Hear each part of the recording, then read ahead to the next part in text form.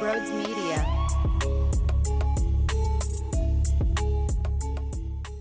Splitting with Miami is a joke. I wanted to vomit a ton this series. How many errors happened Sunday? You're just lucky that Tim Anderson blows. My God, just hit it at his direction, and he'll bobble it, he'll fumble it, he won't even get to it, and it'll go into the outfield. Stinks.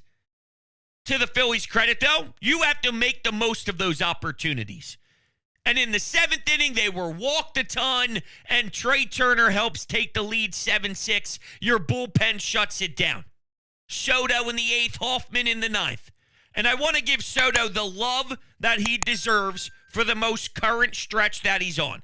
I'm not telling you it's going to continue forever. I'm not telling you that he's going to go perfect the rest of the way. There will be a time where we get the bad Gregory Soto, and it might happen soon.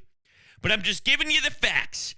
Courtesy of Jack Fritz, Gregory Soto hasn't allowed an earned run in his last 8 appearances and has only allowed 3 hits throughout that time. Now, I see some comments about how, well, that doesn't tell the full story. Remember Brad Hand, his ERA, he inherits people, this and that. Listen, I'm just telling you that right now we are riding a mini wave of Gregory Soto being a responsible arm. Take it for what it is. I know the longevity of it is probably short-lived. That's why you appreciate the mini run when you get the mini run. Okay? That's just the way that I view it. Good for Trey on his birthday to be a baller. Good for Nick to hit 4 hits.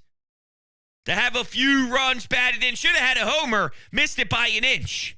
But on a day where Ranger Suarez didn't have it, I wondered, could they win without great starting pitching? If Christopher Sanchez throws a complete game shutty, guess what? You're rid of the game. You're rid of the game. You're rid of the game. So I know they could win if they have the dog on the bump.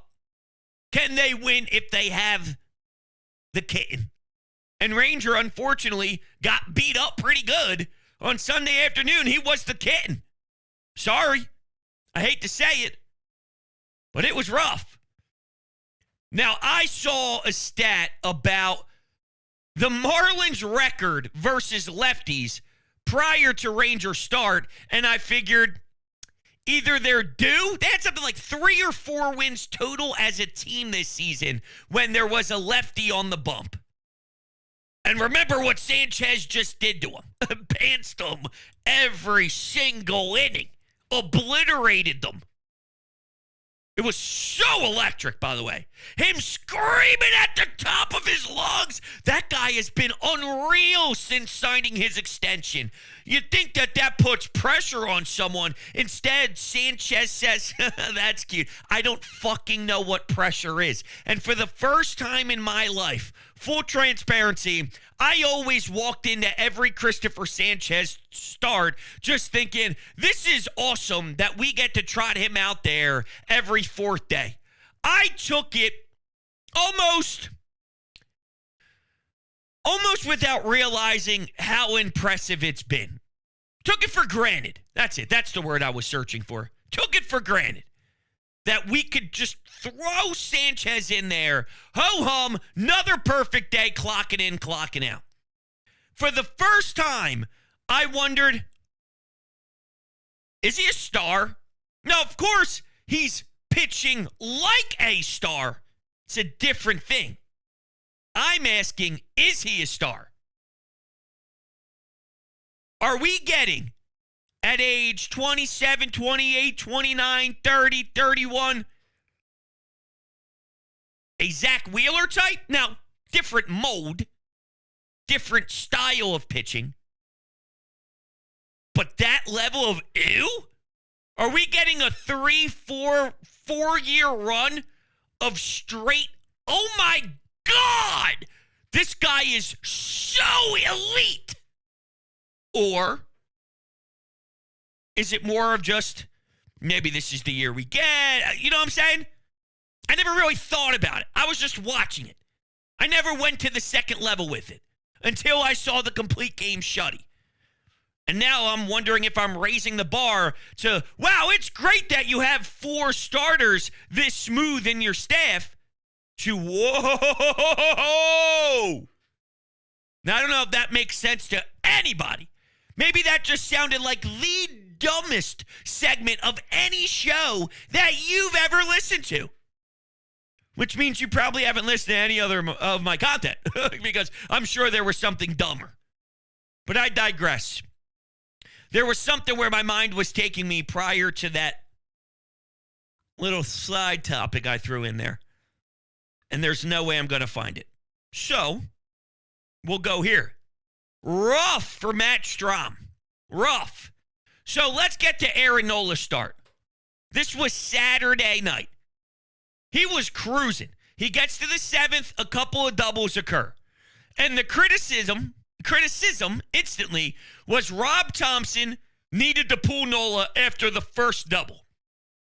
Now, to be fair to Rob Thompson, if you're pitching as well as Nola is, and there's a double, that's not panic time. And do not say that everybody knows the second Aaron Nola gives up a hit, then it's all over, or it was so obvious to the whole world that he was ready to blow up. I don't think that's true. I think Aaron Nola didn't execute as well as he would have liked to in that 7th. And seeing damage be done with 2 outs is always causing me trauma. But he did the right thing keeping him in. And you know what else backs that up? Because for whatever reason, Matt Strahm didn't do well. So Matt Strahm did not go on the mound after Aaron Nola and shove where the easy decision was to pull Aaron Nola. The guy that you put in instead of him after the 2 doubles did just as bad as Aaron Nola. Matt Strahm's been in a little bit of a rougher window right now.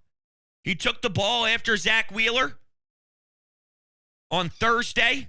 Don't even get me started with that Thursday game. That was the night that we got the news on Bryce and we got the news on Kyle. I thought it was going to be way worse than the information we were given later. So thank you, baseball gods.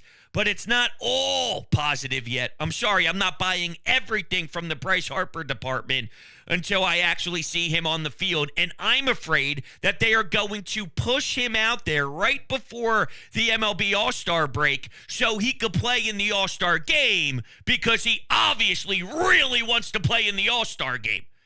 So they might push him sooner rather than be smart and allow the All-Star break to give him some extra time to sit down on the couch, make sure that his hamstring's good.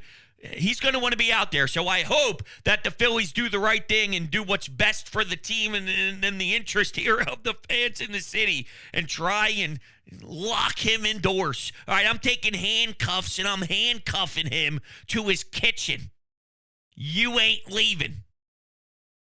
I'll give him a bucket. Dude doesn't even get a bathroom. Bucket. Kitchen. You hungry? Walk to the fridge. That's it. Toilet paper. Maybe use a napkin. This is your punishment for trying to get out there too quickly. You know what I'm saying? Too quickly. Matt Strahm's been a little bit rougher. But I don't knock Rob Thompson at all for giving Aaron Nola a chance after allowing a double to continue to pitch with how he was pitching in that game. Just missed some spots. That's all. And it sucks. But what also sucks is when you have a billion guys in scoring position and you fail. Or if your only offense is Garrett Stubbs. Garrett Stubbs hitting a home run and then maybe a sac fly here and there, Alec Boehm or Bryson Stott, that's not going to cut it. So when your top hitters, forget Aaron Nola. The blame does not deserve to go on Aaron Nola when he pitches into the 7th as dominant as he was. Here's the issue.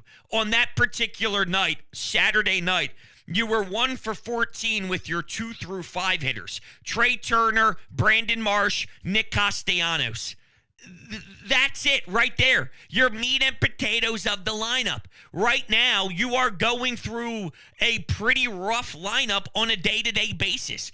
The 6th hitter, your 7th hitter, 8th hitter, 9th hitter is some combination of Whit Merrifield, of David Dahl, of Garrett Stubbs, of Johan Rojas. What do you expect? Those guys aren't consistent enough for timely hits. So what does that mean? Yo, Trey, you got to do it. Yo, Nick, you have to lead.